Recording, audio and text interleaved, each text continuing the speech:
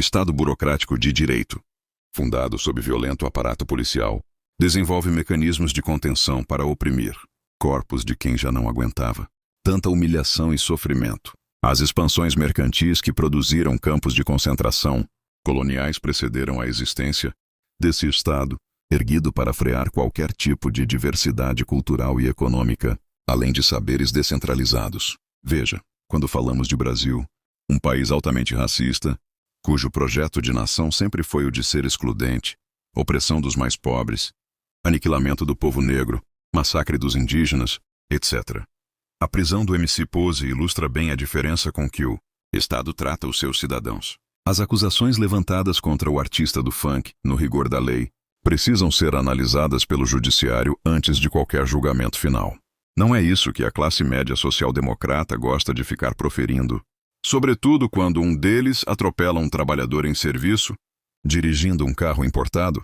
Aquela mesma boca que baba para destilar ódio contra uma minoria social é a mesma voz que fica mansa quando comete algum tipo de má conduta perante a lei do Estado.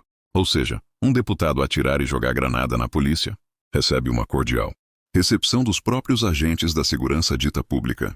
O moralismo da classe média, que associa consciente e inconscientemente todo morador de uma comunidade periférica, urge sua destruição. Esse coro fascistoide que a social-democracia absorveu para si, de que cantor de funk e de rap, que relatam as suas realidades locais, têm que ser criminalizados. Modifica o discurso quando cantores sertanejos recebem cachês elevados em cidades pequenas no Brasil, abocanhando, em alguns casos, 50% do orçamento de uma prefeitura. Você que acompanha esse texto pode estar pensando, olha, essa é uma narrativa ativista, como o delegado do caso desonestamente afirma em sua fala. Lê do engano, pois aqui não se trata de fazer juízo de valor da obra do MC Pose, por exemplo, mas de apontar a diferença racista de tratamento de boa parte da população junto a corpos negros. Todos sabem da existência de grupos armados em diversas comunidades do Rio de Janeiro. Se um morador cresce em meio a esse contexto e relata isso em sua música, a moralidade branca não cabe nessa ladainha classista. Sabe por quê? Quando figuras conhecidas do bolsonarismo andam com armas sem o porte legal, fazem propaganda do uso delas e, em casos notórios, dão medalhas, homenageiam e convivem com milicianos, o mesmo discurso que criminaliza o Pose se acovarda quando está diretamente ligado às ações ilícitas. Portanto, tal apontamento aqui visa nomear o caráter fascista que permeia a locomotiva de uma direita que, no momento oportuno, apoia a violência policial nas entradas de comunidades periféricas. Dizem que uma letra de funk possa matar como uma bala de fuzil. Mas e quando uma canetada chancela o morticínio de negros favelados? A mesma tinta dessa caneta não autoriza a compra de vacina, de equipamento de oxigênio, em meio a uma grave pandemia. Mikhail Bakunin foi cirúrgico ao afirmar que o Estado é a negação da humanidade. É a máquina de dominação que destrói a liberdade e perpetua a desigualdade. Aos desavisados, no Brasil de 1900, já havia um código penal que autorizava a prisão de indivíduos que fossem considerados ociosos ou sem ocupação lícita. Essa legislação foi amplamente utilizada para reprimir a população negra e pobre recém-liberta da escravidão que não se encaixava nos moldes do trabalhador ideal da época. Os abolicionistas penais compreendem que todo preso é um preso político. Para um branco criminoso, sem algema, rosto limpo e cortesias.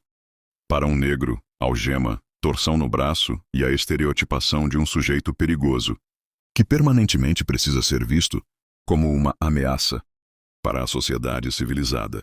Frantz Fanon assinalou a real intenção originária, presente no discurso eurocêntrico que marginalizava o continente africano, colocando o aspecto racial como pretexto de superioridade branca, quando na prática, a rejeição do europeu para com os africanos se deu assim. Reiteremos que a barreira econômica se origina, entre outras causas, do medo da concorrência e do desejo de proteger as classes dos brancos pobres, que formam a metade da população europeia e de impedi-los de decair ainda mais. Frantz Fanon em Pele Negra, Máscaras Brancas. Essa hipocrisia tem nome.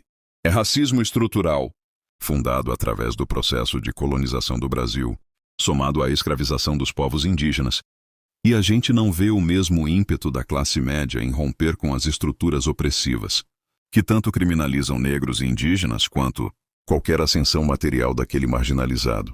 A mesma lei, a Anti-Oruan, que tenta enquadrar artistas do funk e do rap, principalmente seus respectivos relatores, estariam também inclinados a moralizar a farra que acontece em orçamentos públicos de cidades pequenas, nas quais alguns cantores de música sertaneja estão envolvidos nesse banquete de dinheiro público. O feminicídio sofre com esferas variadas de violência, uma delas com armas de fogo, de homens covardes que não respeitam as autonomias das mulheres perante seus respectivos corpos. A merenda desviada em uma escola municipal não recebe o mesmo tipo de indignação dos moralistas de plantão. A Contra-Revolução é um projeto de Estado-governança para que o sistema econômico vigente não receba nenhum tipo de crítica, concorrência ou algo do tipo. Voltemos a dizer, não se trata aqui de romantizar nenhum tipo de território onde haja violência, hierarquização e cerceamento da liberdade alheia. Inclusive aqueles territórios em que o Estado atua com execuções sumárias contra seus ditos cidadãos. O medo é uma ferramenta do tirano, e a força pela vida é a chama da liberdade.